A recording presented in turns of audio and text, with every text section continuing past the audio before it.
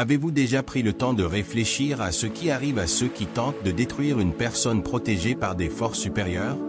Ils pensent agir sans conséquence, mais la réalité est tout autre. Aujourd'hui, vous découvrirez pourquoi. Avant de continuer, abonnez-vous à la chaîne et partagez cette vidéo pour que ce message touche plus de monde. Laissez un commentaire. Croyez-vous en la justice divine? Oui ou non? J'aimerais connaître votre avis. Préparez-vous, car ce qui suit pourrait bouleverser votre vision du monde. Depuis toujours, ceux qui osent s'attaquer aux élus finissent par tomber dans leur propre piège. Pourquoi?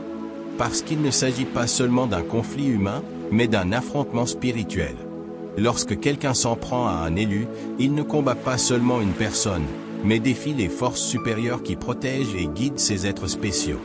L'erreur fatale des ennemis est de croire que leurs actions passent inaperçues ou qu'ils peuvent manipuler le destin sans répercussion. Pourtant, l'univers suit ses propres lois, et tôt ou tard, ceux qui s'opposent à un élu en subissent les conséquences. Attaquer un élu, c'est comme lancer des pierres contre une montagne. Le bruit peut être fort, mais la montagne reste inébranlable, tandis que l'agresseur épuise ses forces inutilement. Les élus sont protégés par un bouclier invisible, formé par un dessein divin, une protection spirituelle et un destin bien plus grand que les plans de leurs ennemis. Chaque tentative de leur nuire accélère la destruction de leurs persécuteurs. En s'attaquant à un protégé du divin, l'agresseur s'expose à la ruine. La justice divine n'est pas immédiate, mais elle est implacable. Au début, tout semble sous contrôle. Les ennemis croient même avoir gagné. Mais peu à peu, leur vie s'effondre. Les relations se détériorent, les opportunités disparaissent et un sentiment de vide s'installe. La justice divine n'est pas une simple punition, mais un rééquilibrage universel où chaque action négative revient à son auteur avec une force décuplée. Ce que nous émettons nous revient toujours, et pour les élus, cette loi est encore plus puissante, car ils jouent un rôle clé dans l'équilibre spirituel du monde. Lorsque quelqu'un tente de détruire un élu, il ne défie pas seulement une personne, mais l'ordre divin lui-même. Et que se passe-t-il quand on combat l'univers? On perd. Beaucoup pensent pouvoir mentir, trahir et conspirer sans conséquence, mais personne n'échappe au retour de ces actions. Le mal qu'ils infligent aux élus se retourne contre eux comme un boomerang, avec une précision effrayante. Le temps peut donner l'illusion que rien ne se passe, mais lorsque les signes apparaissent, il est trop tard. Échecs inexplicables, relations brisées, pertes financières et un vide qui les consume. Ce n'est pas une punition divine au sens traditionnel, mais une réponse inévitable à leur choix. L'univers ne punit pas injustement, il reflète simplement ce que chacun génère. En envoyant de la haine et de l'envie vers un élu, l'agresseur se condamne lui-même. L'énergie négative qu'il émet revient vers lui, devenant un fardeau insupportable. Pendant ce temps, l'élu continue son chemin, intact, car sa mission dépasse toute tentative de sabotage. L'énergie ne se perd jamais, elle se transforme. Lorsque quelqu'un projette de l'envie, de la haine ou de la destruction contre un élu, cette énergie ne disparaît pas. Elle s'accumule et revient à son expéditeur avec une intensité redoublée. L'univers fonctionne comme un miroir, reflétant tout ce que nous projetons. Ainsi, ceux qui cherchent à renverser les élus s'enferment dans un cycle autodestructeur dont ils ne peuvent s'échapper. Ils croient agir en toute impunité, ignorant que chaque action négative les emprisonne davantage dans leur propre poison. Les ennemis des élus ne remarquent pas toujours les effets immédiats de leurs actions, mais avec le temps, ils ressentent le poids de leurs mauvaises intentions. Leur santé décline, les opportunités s'évanouissent et un sentiment d'échec constant s'installe. La vie réagit à nos intentions. Ceux qui sèment le chaos ne trouvent jamais la paix. Les élus, quant à eux, n'ont pas besoin de se défendre. Ils sont protégés par un bouclier invisible qui non seulement bloque les attaques, mais les renvoie avec une force accrue. Chaque tentative de leur nuire renforce leur position, tandis que leurs ennemis se consument dans leur propre négativité. La vérité est que les élus n'ont pas à combattre. L'univers se charge de leur rendre justice. La justice divine n'est pas aléatoire, elle est précise et calculée. Ceux qui croient pouvoir conspirer contre un élu sans conséquence commettent une erreur fatale. Contrairement à la justice humaine, souvent imparfaite ou retardée, la justice divine agit avec une précision chirurgicale. Elle démantèle lentement mais sûrement les plans de ceux qui osent défier un protégé de Dieu. Les ennemis des élus se sentent souvent intouchables, convaincus que leurs plans fonctionneront. Mais ce qu'ils ignorent, c'est que chaque mouvement est déjà anticipé par l'univers. Ils pensent agir dans l'ombre, mais leurs actions sont observées par une force bien plus grande, qui attend le moment idéal pour intervenir. Et quand ce moment arrive, leur chute est inévitable. L'ironie de la justice divine est qu'elle laisse les ennemis creuser leur propre tombe sans qu'ils s'en rendent compte. Dieu n'a pas besoin d'agir immédiatement, car chaque mauvais choix les rapproche un peu plus de leur perte. Les élus, eux, n'ont pas besoin de se défendre. La lumière qu'ils portent suffit à neutraliser la méchanceté. Ils sont comme un antidote puissant. Leur simple présence affaiblit toute énergie négative autour d'eux. Leur mission est d'éclairer, de transformer et d'élever ceux qui les entourent. Cette lumière dérange profondément ceux qui vivent dans l'obscurité. Au lieu de s'en inspirer pour grandir, ils choisissent de l'attaquer, essayant d'éteindre ce qu'ils ne comprennent pas. Mais leurs efforts sont vains, la lumière des élus ne peut être éteinte. Elle ne fait que s'intensifier face à l'adversité. L'ironie ultime est que les attaques des ennemis finissent par les détruire. En essayant de nuire à un élu, ils ne font que révéler leurs propres ombres et insécurités, qui les consument lentement. Les élus restent intacts, tandis que leurs adversaires se noient dans leur propre obscurité. L'envie et la haine sont des poisons qui n'affectent pas les élus, mais détruisent ceux qui les portent. Ceux qui s'acharnent à nuire à un élu s'enferment dans un cycle destructeur dont ils ne peuvent s'échapper. Au début, cette obsession semble contrôlable, une simple frustration face à la réussite de l'élu. Mais elle grandit, se transforme en un fardeau qui pèse sur l'existence même de l'agresseur.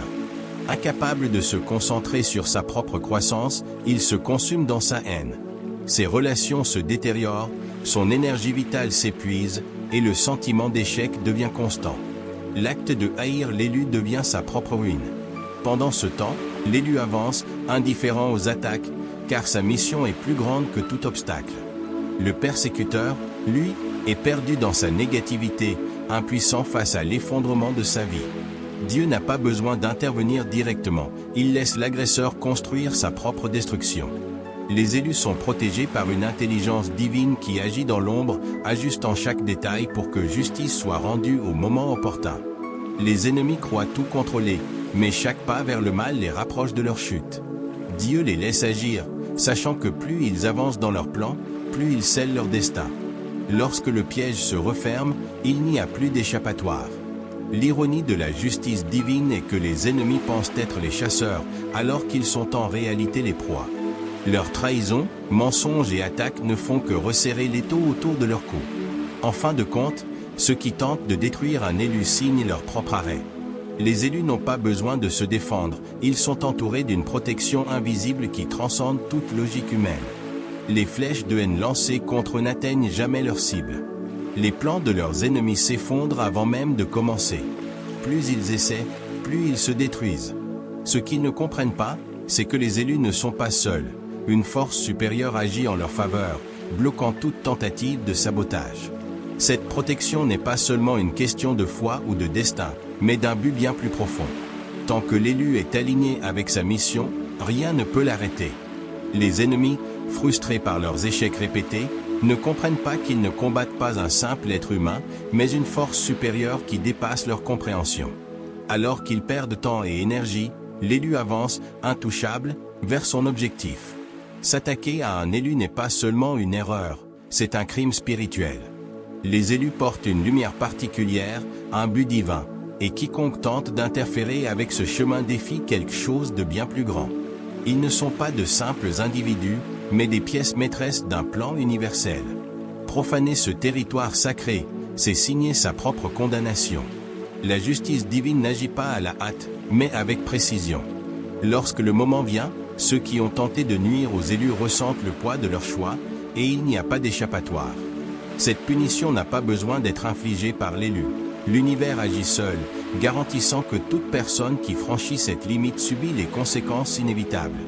En fin de compte, les ennemis réalisent trop tard que s'en prendre à un élu, c'est remettre en question leur propre destin. La justice divine se déploie lentement, démantelant leur vie pièce par pièce. Les premiers signes sont subtils, une perte financière ici, un désaccord là. Mais avec le temps, les fissures deviennent un effondrement total. La paix disparaît, les relations se brisent, et la ruine devient inévitable. Cette destruction n'est pas une vengeance de l'élu, mais une réponse de l'univers à un déséquilibre. Ceux qui sèment le mal récoltent tôt ou tard le chaos. Les élus, quant à eux, restent fermes, sachant que la justice viendra au moment voulu. Lorsque les ennemis réalisent enfin que leur chute est le fruit de leurs propres actions, il est trop tard pour revenir en arrière. Ceux qui tentent de nuire à un élu croient agir en toute impunité, mais chaque attaque qu'ils lancent se retourne contre eux. C'est comme jeter du sable contre le vent. Tout leur revient en pleine face, les aveuglant à leur propre chute. L'énergie négative qu'ils émettent ne se dissipe pas. Elle s'accumule et revient avec une force décuplée. Plus ils insistent, plus les effets sont dévastateurs. L'élu, lui, n'a pas à riposter ou à se défendre. L'univers agit comme sa protection, garantissant que toute attaque finit par se retourner contre son auteur. Le plus cruel pour les ennemis est de réaliser que, tandis que leur vie s'effondre, l'élu continue de prospérer et de briller. Chaque coup qu'il tente les affaiblit, tandis que le protégé de Dieu se renforce. En fin de compte, ce ne sont pas les élus qui souffrent, mais ceux qui osent les défier. Les ennemis croient combattre un simple être humain, mais ils luttent contre des forces supérieures qu'ils ne peuvent ni comprendre ni vaincre. La protection des élus n'est pas le fruit du hasard, mais d'un dessein bien plus grand. Chaque assaut contre eux enfonce leurs ennemis un peu plus dans leur propre ruine. Les élus n'ont pas à s'inquiéter. Leur mission est protégée par une force qui dépasse l'entendement humain. Ceux qui tentent de les défier ne font qu'accélérer leur propre destruction, réalisant trop tard qu'ils n'avaient jamais aucune chance de gagner. Les élus sont comme un miroir. Leur présence révèle la véritable nature de ceux qui les entourent. Certains choisissent d'évoluer à leur contact, tandis que d'autres, refusant de faire face à leur propre vérité, sombrent dans la haine et l'obsession. La justice divine n'est pas immédiate, mais elle est inévitable. Lorsqu'elle frappe, la chute des ennemis est totale. Tout ce qu'ils ont bâti sur des mensonges et de la trahison s'effondre. Leur sort est scellé. Ils ne combattent pas un simple individu, mais une mission, un but bien plus grand qu'eux. En s'attaquant à cette force, ils signent leur propre condamnation. Les élus continuent leur chemin, protégés et renforcés, tandis que ceux qui ont tenté de les arrêter deviennent un avertissement pour les autres. Car une vérité demeure, personne ne peut arrêter un élu. Son chemin a été tracé par une force supérieure, et contre elle, il n'y a pas de combat possible. La justice divine agit avec une patience infinie, mais elle est aussi implacable. Ceux qui s'acharnent à détruire un élu ne réalisent pas qu'ils ne font que précipiter leur propre chute. Ils croient pouvoir manipuler, mentir et conspirer sans conséquence, mais chaque action qu'ils entreprennent contre un protégé de Dieu est enregistrée dans le grand livre de l'univers. Et lorsque le moment vient, la justice divine frappe avec une précision redoutable. Les ennemis des élus pensent souvent qu'ils sont en sécurité, que leurs plans sont parfaits et qu'ils ont tout sous contrôle. Mais ce qu'ils ignorent, c'est que chaque pas qu'ils font dans la méchanceté les rapproche un peu plus de leur propre destruction. Dieu les laisse agir, car il sait que plus ils s'enfoncent dans leur propre noirceur, plus ils scellent leur destin. Lorsque le piège se referme, il n'y a plus d'échappatoire. Leurs mensonges, leurs trahisons et leurs attaques ne font que resserrer l'étau autour de leur cou. Les élus, quant à eux, n'ont pas besoin de se battre. Ils sont protégés par une force invisible, un bouclier spirituel qui transcende toute logique humaine. Les flèches de haine lancées contre eux n'atteignent jamais leur cible. Les plans de leurs ennemis s'effondrent avant même d'avoir pu être mis en œuvre. Plus les ennemis insistent, plus ils se détruisent eux-mêmes. Ce qu'ils ne comprennent pas, c'est que les élus ne sont pas seuls. Une puissance supérieure veille sur eux, une énergie qui bloque toute tentative de sabotage. Cette protection n'est pas le fruit du hasard ou de la chance. Elle est le résultat d'un dessein divin, d'une mission bien plus grande que tout ce que les ennemis pourraient imaginer. Les élus sont alignés avec leur destinée, et tant qu'ils restent sur ce chemin, rien ne peut les renverser. Les ennemis, frustrés par leurs échecs répétés, ne comprennent pas qu'ils ne combattent pas un simple être humain, mais une force supérieure qui dépasse leur compréhension. Alors qu'ils perdent temps et énergie, l'élu avance, intouchable, vers son objectif. S'attaquer à un élu, c'est comme essayer de profaner un temple sacré. Les forces invisibles qui protègent ces êtres spéciaux sont extrêmement puissantes, et quiconque aussi opposé signe sa propre condamnation. La justice divine n'agit pas à la hâte, mais avec une précision chirurgicale. Elle démantèle lentement mais sûrement la vie de ceux qui osent défier un élu, jusqu'à ce qu'il ne reste plus rien de ce qu'ils ont bâti sur la haine et la trahison. Les premiers signes de la chute sont souvent subtils, une perte financière ici, un désaccord là. Mais avec le temps, les fissures deviennent des brèches, et les brèches se transforment en effondrement total. La paix intérieure disparaît, les relations se brisent, et un sentiment de vide s'installe. Les ennemis des élus commencent à vivre dans un tourment constant, incapables de trouver du repos.